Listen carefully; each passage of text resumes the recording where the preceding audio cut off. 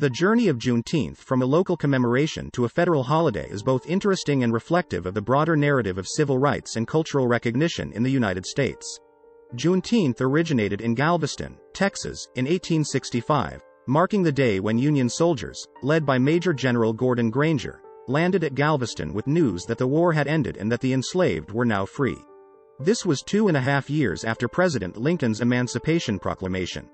The first Juneteenth celebrations were local events in Texas, starting in 1866. They included prayer services, inspirational speeches, reading of the Emancipation Proclamation, and celebrations with music, dancing, and food. As African Americans migrated from Texas to other parts of the United States, they carried the Juneteenth celebrations with them. Over decades, it evolved into a symbolically significant day across the African American community.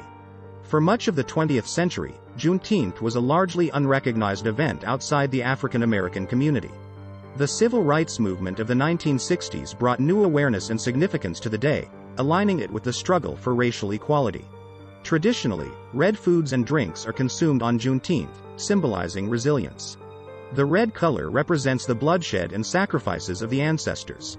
In 1979, Texas became the first state to make Juneteenth an official holiday. This move was a significant milestone in the journey of Juneteenth from a local observance to national recognition. Over the following decades, more states began to formally recognize Juneteenth as a holiday or day of observance.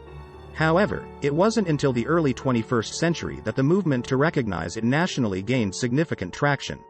The resurgence of the Black Lives Matter movement, especially following the 2020 protests against racial injustice and police brutality, significantly accelerated the push to make Juneteenth a federal holiday.